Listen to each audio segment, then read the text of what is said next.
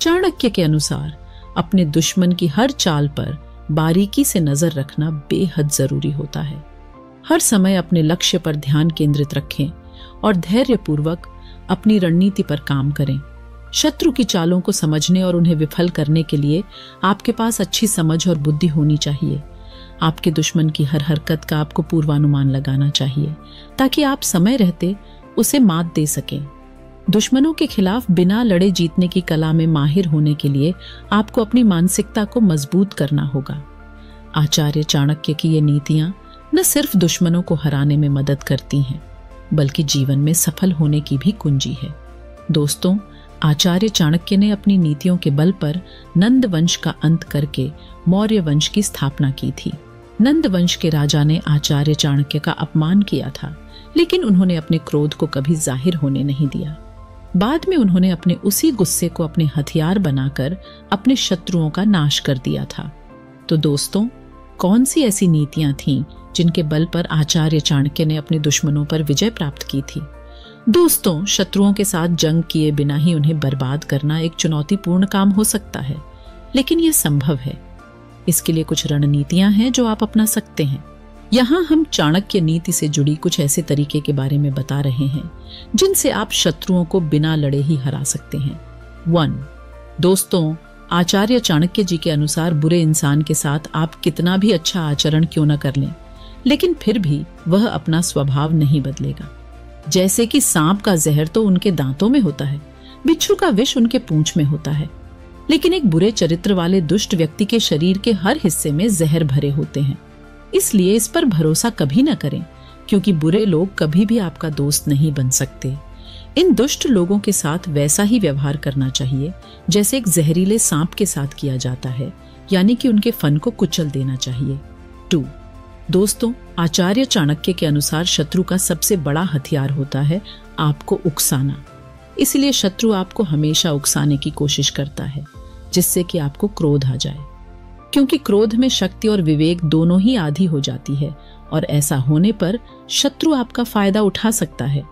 इसलिए जब भी शत्रु आपको गुस्सा दिलाने की कोशिश करें तो कछुए की भांति अपने गुस्से को अपने अंदर समेट लेना चाहिए और उसके बाद उचित समय पर और पूरी तैयारी के साथ उस पर वार करें। इसलिए चाणक्य कहते हैं कि शत्रु के उकसावे पर कभी ना आए, लेकिन अपने शत्रु को कमजोर भी ना करें, इससे उनका मनोबल भी बढ़ सकता है। 3. शत्रुओं से कभी घृणा नहीं करना चाहिए, क्योंकि ऐसा करने से आप शत्रु के बारे में सोचने समझने की शक्ति कम होने लगती है। ऐसे करने से आप उसकी सिर्फ कमजोरियां ही देख पाते हैं, लेकिन ताकत नहीं।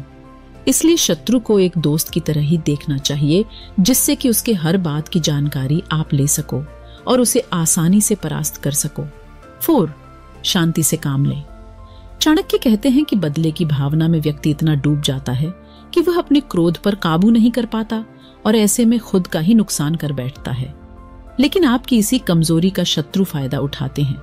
उदाहरण देते हुए चाणक्य ने बताया है कि जैसे लकड़ी में स्थित आग उसे पूरी तरह से खाक कर देती है, ठीक उसी तरह इंसान के अंदर दहक रही क्रोध की आग उसकी बुद्धि को खाक कर देती है।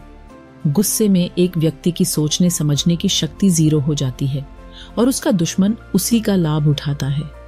लेकिन अगर दुश्मन के आगे अपनी हार भी नजर आ रही हो तो शत्रु को उसकी भनक तक भी न लगने दे। धैर्य से काम ले, मन शांत रखेंगे तो दुश्मन को चारों खाने चित्त करने की शक्ति विकसित होगी। 5. अपनी योजनाओं को जगजाहिर न करें। दोस्तों, चाणक्य नीति कहती है कि जब दुश्मन को परास्त करना हो तो अपनी रणनीति को जगजाहिर न होने दें। ऐसे समय में व्यक्ति को अपनी योजनाओं को लेकर गंभीर रहना चाहिए। शत्रु की हर चाल पर नजर रखें और अपनी आगे की प्लानिंग खुद तैयार करें। मदद के लिए सिर्फ उन्हीं को ही साथ रखें जो आपके सच्चे साथी हों, सच्चे मित्र हों।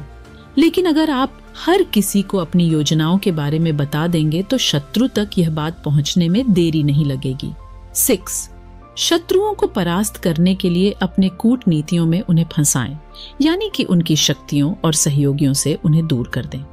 जब दुश्मन अलग पड़ जाए, अकेला पड़ जाए, तब उस पर वार करें। 7. शत्रु की कुंडली निकालो। दोस्तों, चाणक्य ने इस श्लोक के जरिए बताया है कि दुश्मन के व्यवहार को समझकर उस पर वार करना चाहिए। अर्थात अगर शत्रु आपसे अधिक ताकतवर हो तो उसके अनुकूल आचरण करके उसे परास्त किया जा सकता है। वहीं अगर दुश्मन कमजोर है या छल करने वाला है तो उसके विपरीत बर्ताव करें। लेकिन यदि आपका दुश्मन आपकी तरह ही बलवान है तो उसे अपनी नीतियों में फंसाएं और एक शत्रु सदैव आपकी लापरवाही का ही लाभ उठाने का प्रयास करता है, इसलिए हमेशा सतर्क रहना चाहिए। 8. स्वयं और संधि बनाना। दोस्तों, शत्रु को हराने का सबसे सरल और सबसे शक्तिशाली तरीका यह है कि आप उसे स्वयं और संधि बना लें। यह आपके लिए उत्तम होगा क्योंकि इससे आप दोनों पक्ष को लाभ होता है और आपको जोखिम का सामना नहीं करना पड़ता है। 9. समझौता की प्रक्रिया। हमेशा शत्रु के साथ समझौता करने की कोशिश करें। यदि आप दोनों तरफ से समझौता की प्रक्रिया में सहमत होते हैं तो यह आपके शत्रु को बर्बाद करने का एक उत्कृष्ट तरीका हो सकता है बिना किसी संघर्ष के। 10. उसकी सहायता करें। दोस्तों, कभी कभी अपने शत्रु की सहायता करने से आप उसे अपने पक्ष में खींच सकते हैं। यदि आप उसकी मदद करते हैं तो वह आप पर आत्मविश्वास महसूस कर सकता है और आपके प्रति सकारात्मक भावना विकसित भी हो सकता है। 11. आत्मरक्षा का प्रण। अपनी आत्मरक्षा को पहली प्राथमिकता बताएं। यदि शत्रु आपको हानि पहुंचाने का प्रयास करता है तो अपने आप को सुरक्षित रखने के लिए तैयार रहना चाहिए। 12. उसकी शक्ति का समर्थन करें। दोस्तों, शत्रु के साथ यदि आप उसके सकारात्मक और सक्षम पहलुओं का समर्थन करते हैं तो वह आपके प्रति अधिक सहयोगी हो सकता है। इससे आप उसे अपने पक्ष में खींच सकते हैं। 13. उसके काम की प्रशंसा करें। अपने शत्रु के कुशलता और काम की प्रशंसा करना भी उसे अपने पक्ष में खींच सकता है।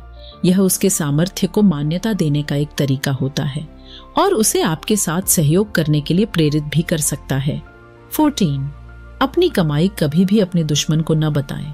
दोस्तों, कभी भी अपनी पूरी कमाई दुश्मन तो क्या किसी को भी नहीं बतानी चाहिए।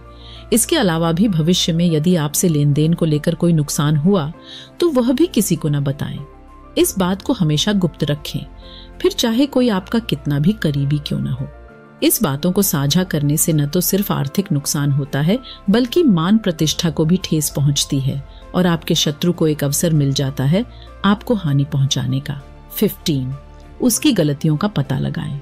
दोस्तों, अपने दुश्मन की गलतियां और कमजोरियों का पता लगाएं। यह आपके लिए एक वरदान साबित हो सकता है जिसकी वजह से आप अपने दुश्मन को बड़े ही आसानी से बिना लड़े परास्त कर सकते हैं।